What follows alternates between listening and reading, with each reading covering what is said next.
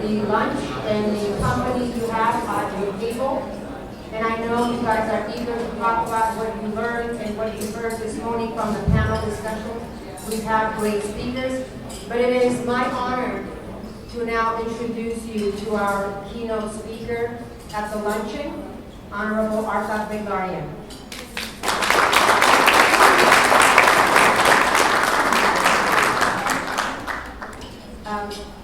The biography that I was given to introduce Mr. Beglaryan, as the first sentence had him as a refugee. I'm going to change that to a survivor. Because he is not only a refugee from Artsakh, but he's a survivor of a genocide of 21st century in the Republic of Artsakh. He was amongst the people who was in Artsakh fighting for the rights of people of Artsakh. And in his capacity, he has been known worldwide, not just in the Republic of Armenia, not just in the diaspora of the United States of America, but around the world. Mr. Beglaryan fled his homeland of Artak after the 9-month blockade in September of 2023 and resides in the Republic of Armenia. Currently, he serves as the president of a newly established Union for the Protection of the Interests and Rights of Artsakh People, NGO. His work focuses on raising global awareness about genocide and advocating for international justice and protection for his compatriots sheltered in the Republic of Armenia. Previously, Artak Beglaryan held several high-ranking positions within the Republic of Artsakh. He was first the Human Rights Ombudsman from 2018 to 2020, and then the Chief of Presidential Staff from 2020 to 2021. In 2021, for a year until 2022, he served as the State Minister, the second position in the government, coordinating the activities of mostly humanitarian ministries. He holds a master's degree in politics, security, and integration from University College London, and a bachelor's degree in political science from Yerevan State University. Additionally, he has studied public policy and administration at the Fletcher School of Law and Diplomacy at Tufts University. Mr. Beglaryan's personal experiences have deeply influenced his career. His father was killed in the war with Azerbaijan when Artak was just 4 years old. Mr. Beglaryan then lost his eyesight due to a landmine explosion when he was 6 years old. These tragedies instilled in him a resilient spirit and a deep sense of responsibility to serve his people, advocate for peace, and uphold human rights. Please join me in welcoming our keynote speaker to the podium, Honorable Artak Beglaryan. Dear all, it's my honor to be here on the invitation of the Armenian Bar Association and to be keynote speaker here. And it's my honor always to be friend of the Armenian Bar Association for a long period, for 2 years, and to serve our nation and the Artsakh people and the justice for humanity, not only for our people. Actually, it's honor also to be hearing appetizer for you during this lunch, but I don't promise that my speech will be an easy meal for you. It might harm your brain or stomach, but I will do my best not to harm but harm you. I will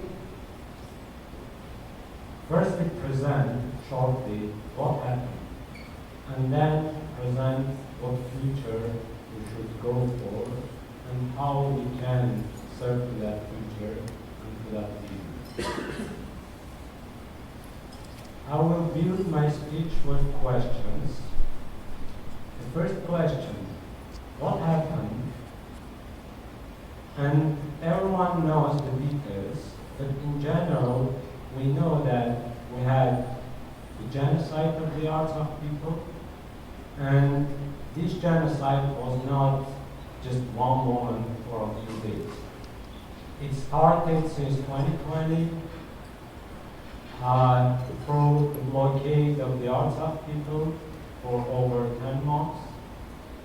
The suffering, the deprivations of during the blockade, and then the aggression on September 19, the coercive environment prior to the aggression, during the aggression, and after the aggression, without food, without essential services, utilities, without electricity, communication, without medication, threats against all people, both physical threats and psychological terror against our people, and the forced displacement of our people.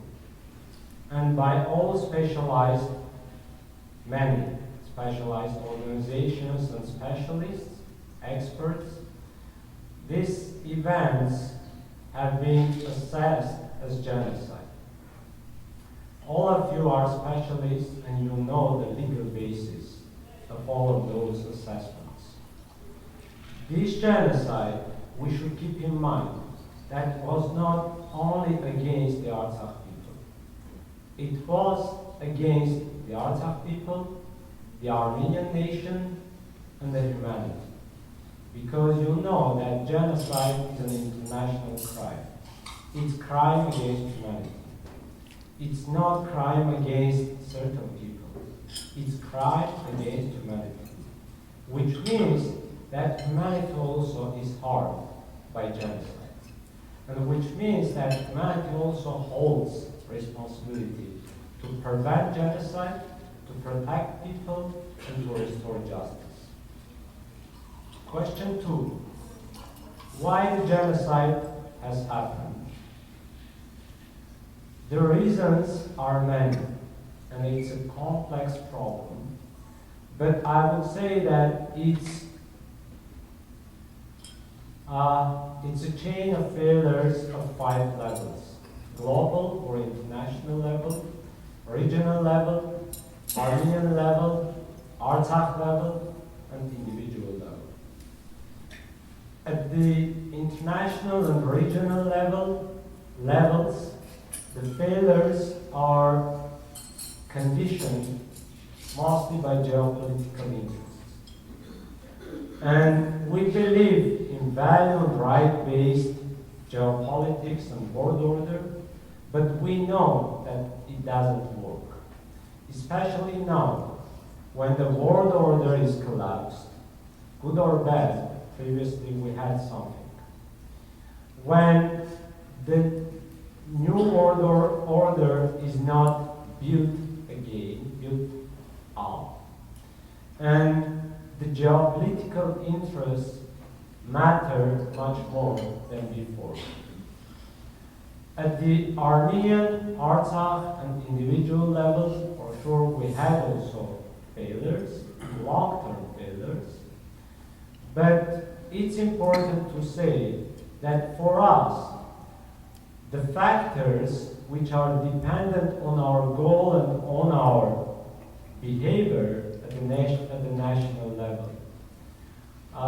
The most factor is the withdrawal of the responsibility of the Republic of Armenia for collective rights and interests of the Artsakh people. And this withdrawal created additional vacuum for regional and international powers, additional chance for regional and international powers to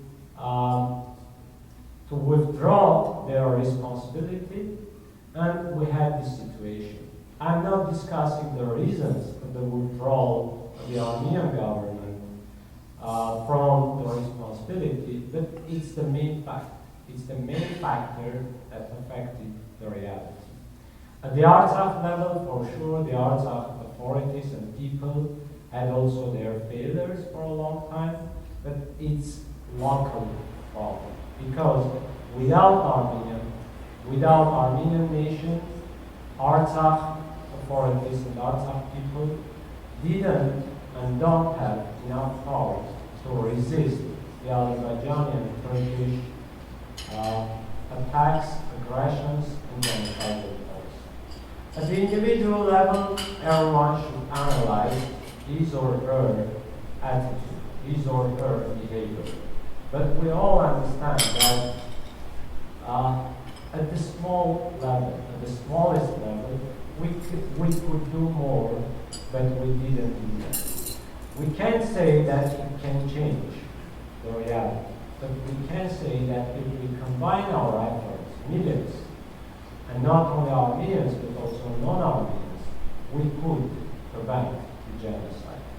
But it's only for self-analysis and for our future activities. Question 3. What new goals and vision we should set for Artsakh? The ultimate goal and the vision on Artsakh, I believe that should be collective return of our people to our ancestral homeland, our safe, our dignified, and self-determined life in our homeland. For such a life, we need 3 main conditions, principles. Conditions based on 3 main principles. Mr. Stepanian, during his talk, mentioned key conditions for such a life. I will bring the principles. The first principle is prevention of new genocide. The second principle is remedy and justice for the occurred genocide. And the third principle is right to self-determination. Because we are people and we hold that right, regardless of the facts, regardless of uprooting of our people from our home. Question 4. Why should we strive for such a hard vision for Artsakh? I believe that for benefit of 5 main actors, 5 main stakeholders, we should strive for this vision. The humanity, the region or regional nations, Armenian nation, Artsakh people, and individuals. For humanity, as I said, this was a crime against humanity. So we have personally and institutionally responsibility for the whole humanity to prevent new genocide or stop the ongoing genocide, to protect our people and restore justice, both for our people and for the whole humanity in order to prevent new genocide. Having justice for our people is a focal pillar for new order that should come and should be based on justice much more than now and in the past ever. For regional nations, it's very important to have the justice to prevent new genocide, because not only Armenian nation, but also the other nations and the Azerbaijani nation deserve peace, deserve dignity. Without addressing this genocide, the consequences of the genocide, and justice for Artsakh people, it's impossible to have stability, sustainable peace for the entire region. Otherwise, we will have new tragedies, new upholdings, and many new problems for not only Armenian nation, but the whole region. That's why it's for the benefit of the region also to have justice and to return our people to our home. For Armenian nation, everyone understands what it means, because Artsakh has its exclusive place for the Armenian nation, not only in terms of the identity, but also physically, for security of Armenia, for development of Armenia, etc.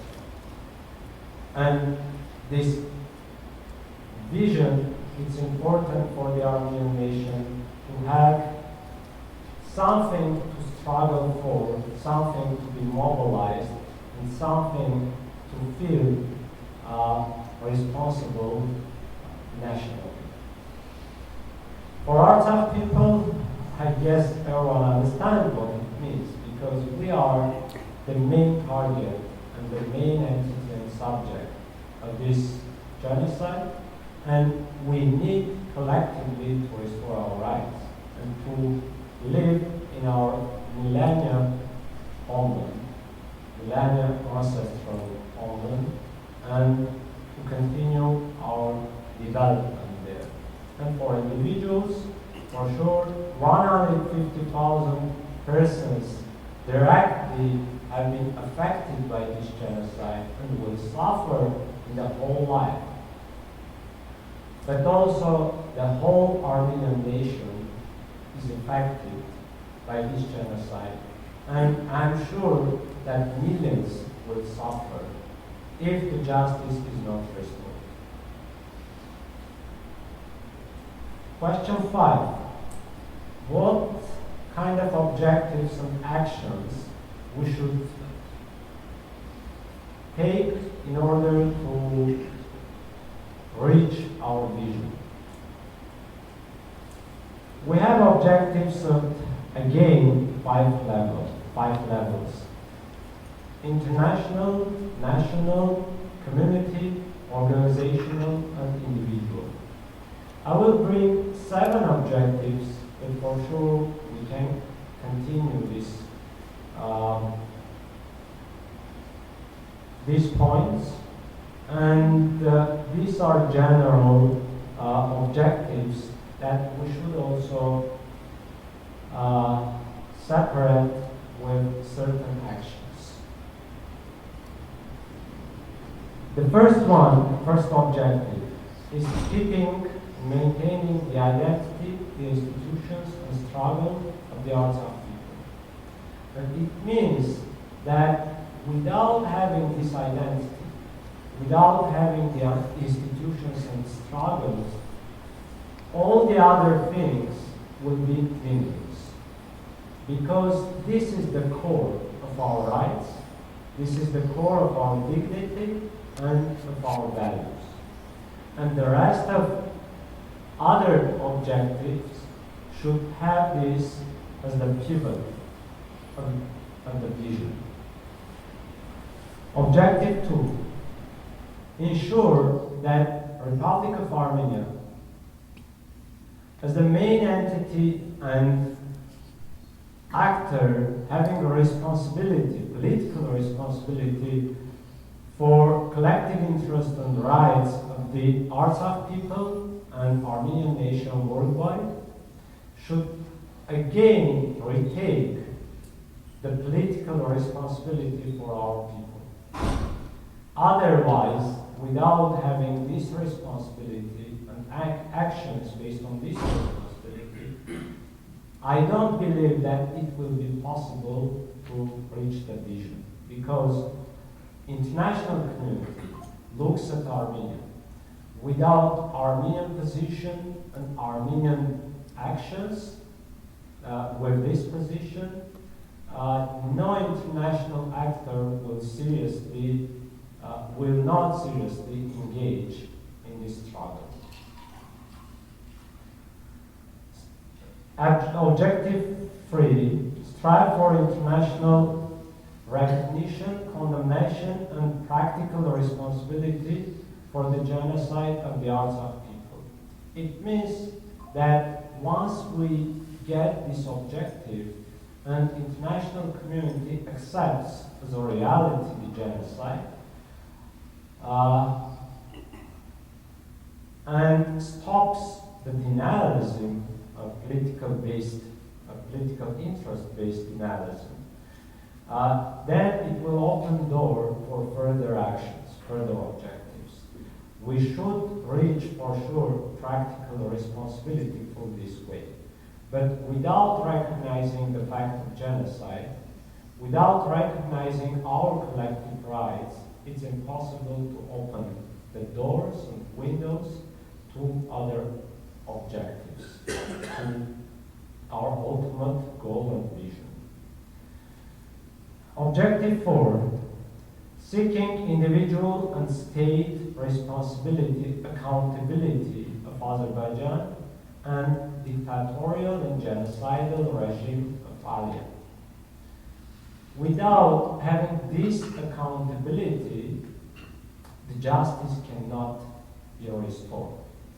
And prevention of new genocide will not be there.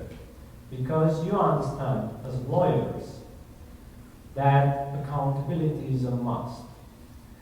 Accountability could be also reconciliation, if there is reconciliation and peace process between Armenian and Azerbaijani nations.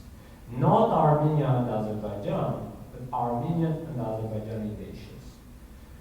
But accountability should be the basis of the reconciliation. And individuals who are responsible for genocide, for sure should take accountability here. Objective 5, ensure immunity and protection of the cultural heritage, the cemeteries, individual property, natural resources of the Artsakh people remain there in Artsakh. Without keeping Artsakh immune there, without having our environment, native environment, protected there, it will be much harder to return and to live there. We should reach this objective through many ways, including legal procedures, including political processes, international observers, and many other ways that we should discuss separately how to reach that and what kind of roles we have there. Objective 6, dismantle of the anti-Armenian ethnic hatred policy and system of Azerbaijan, or in other words, denazification of Azerbaijan.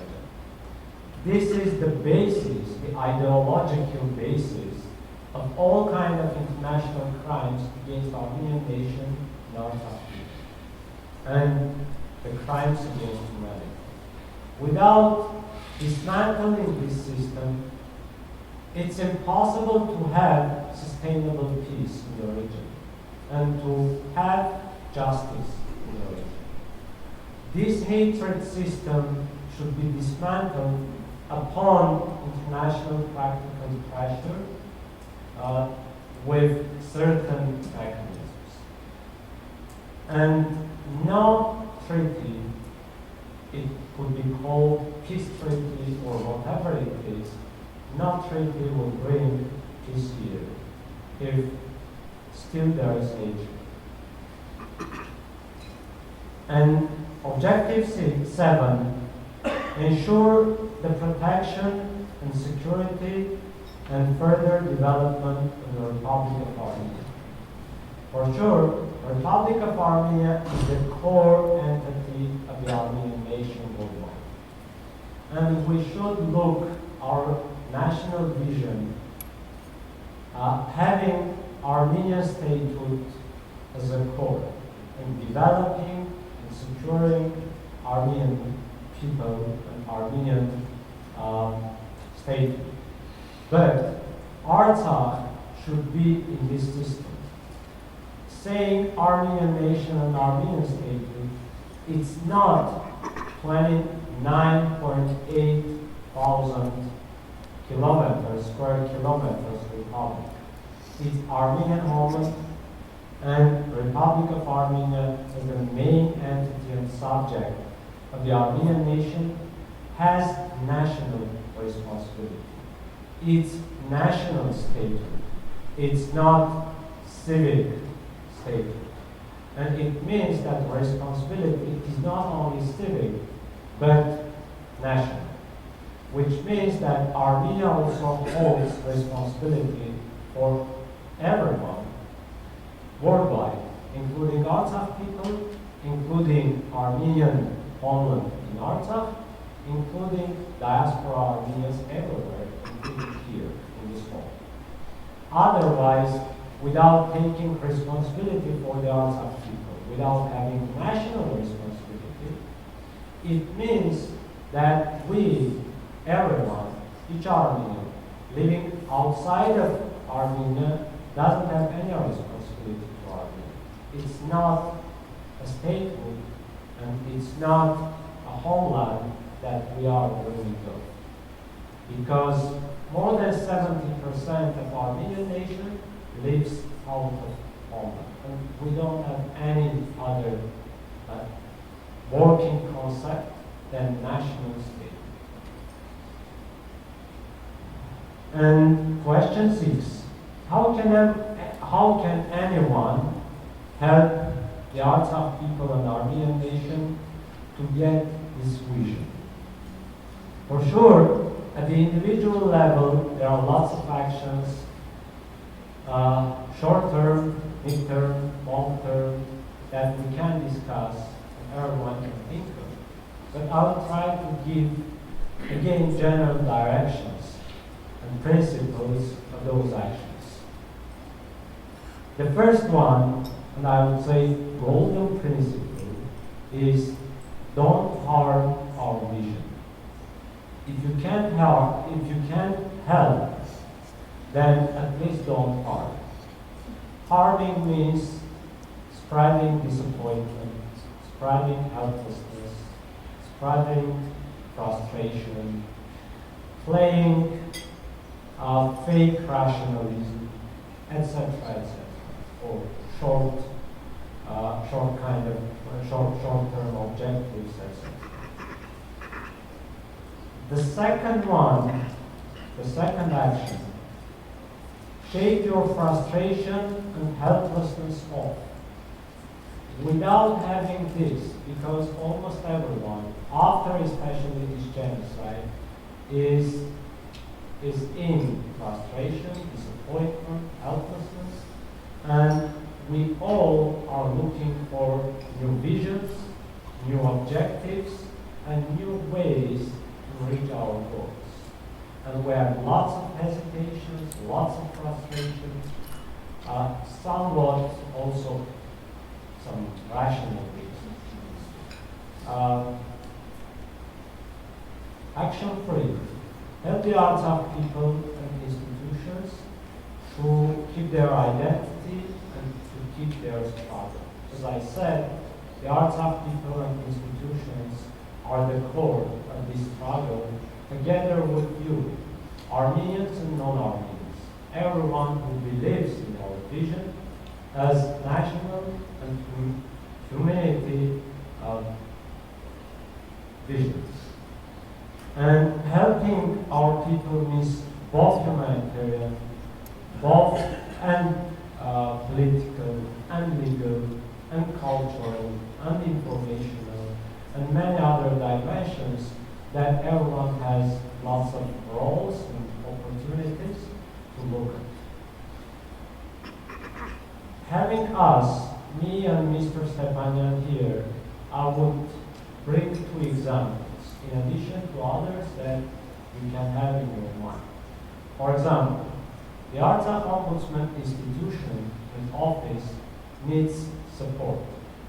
Support of capacity building, support of financial and material resources, support of networking, raising awareness, and many other things that you know better than me. And you can discuss the details practically with Mr. Stepanian just today, not to lose time in the populism. In my case, as said, I am the president and founder of newly established Artsakh Union, or Union for Protection of the Interests and Rights of the Artsakh people. And I am open for any kind of cooperation, any kind of joint efforts that you can think of and we can discuss again. And you can visit also our website under development if you want to keep contact further and fill out the questionnaire there. It's artsakunion.org, the domain. Action 4, cooperate with other stakeholders working to this vision. Non-Armenian, Armenian, individual, organization, community, whatever it is, and just build bridges. We don't have anything to divide. We have everything to share, to cooperate, and to care. Because our vision, our objectives are the same. Action 5, expand the network of value and right-based circles even out of Armenian nation. Because our resources are limited now. We have very narrow circle now, especially after this genocide, after the frustration, etc. And we need additional resources, including human resources. And I believe that we have lots of opportunities worldwide that we have not used so far. Action 6, push the Armenian government to take responsibility for collective interests and rights of the Artsakh people.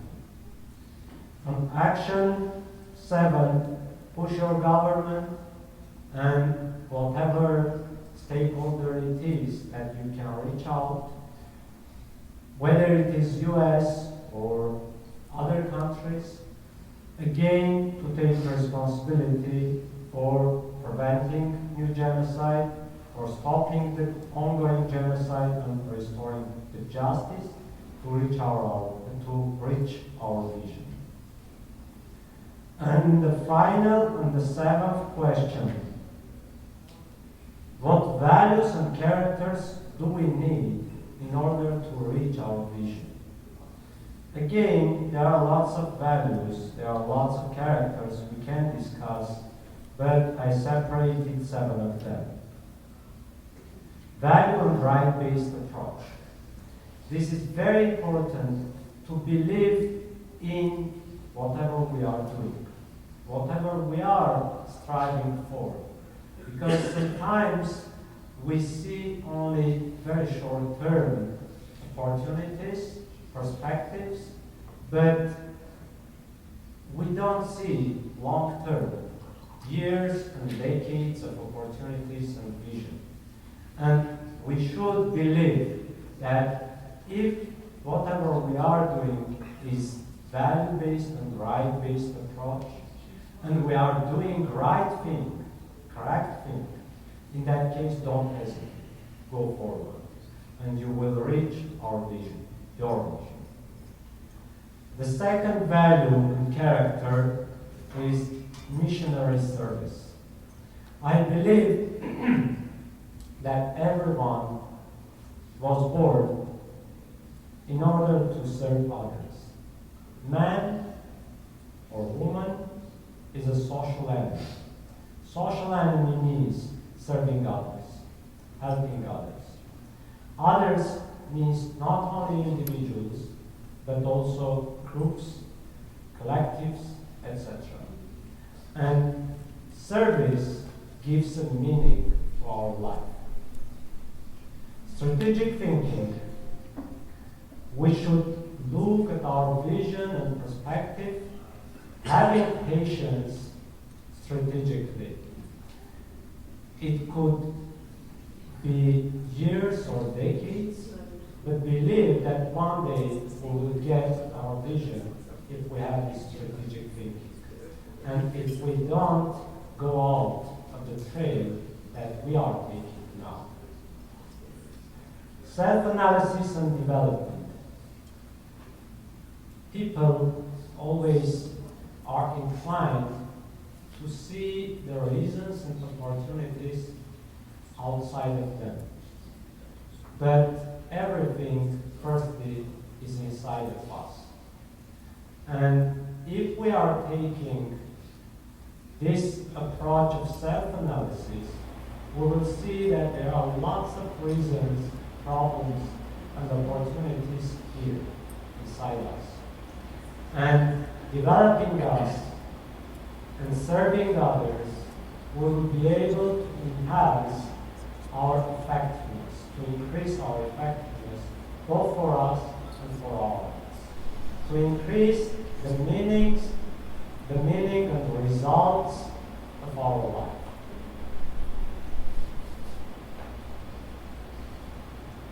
Value and quality 5, unity. We always talk about unity, but there is no whole or 100% unity worldwide. Sometimes it's a myth. But on the other hand, if we believe in the same vision, it's possible at least to have unity for the vision. It's possible to understand that without working together, without combining our efforts, we will not reach large visions, collective visions. Quality and value 6, consistency. In our life, we fail mostly because of lack of consistency. This is also part of strategic thinking. But we should not lose our hope, we should not lose our vision, and we should be consistent in our life in order one day, sooner or later, to get the vision. In value and quality 7, professionalism. As professionals, you know this well. And without having professional approach, even having good vision, even having good passion, even having good intentions, I don't believe that we will reach our life. Or that then will be something that we are having in our mind. To sum up, I was 4 years old when I lost my father as freedom fighter, justice fighter. I didn't understand what's happening as a kid. I was asking my mom when the father is coming. She was saying that once you are growing up, you will understand and you will come to your heart, to your soul, to your mind. Gradually, I understood what it means. And he comes. He has come to my soul, to my heart and mind, with my action, with my beliefs, with my value system. When I was 6, I lost my eyesight as a result of a landmine explosion. For a few years, my mom was giving hope to me in her way as a mom, saying that when you are 16, your vision will be restored, no worries. And then gradually I forgot that promise or that hope, because for me, life is life and everything is possible to reach, to overcome. And I learned a lot with my independent life even before 60 years old. I remember this promise of my mom when I was 16 and just she passed away. And I remember that instead of restoring my vision, I lost a new vision. But again, I restored my vision in order to serve to my people and to serve to my beliefs and my values. And by now, I'm continuing my life. I believe that everyone has such kind of vision. Everyone has such kind of value and beliefs. And I hope that you will not see tragedies like I and many of Artsakh people, Armenian nation, saw by now. And last year, in 2022, when the blockade started, I was in Yerevan, stuck in Yerevan, separated from my family.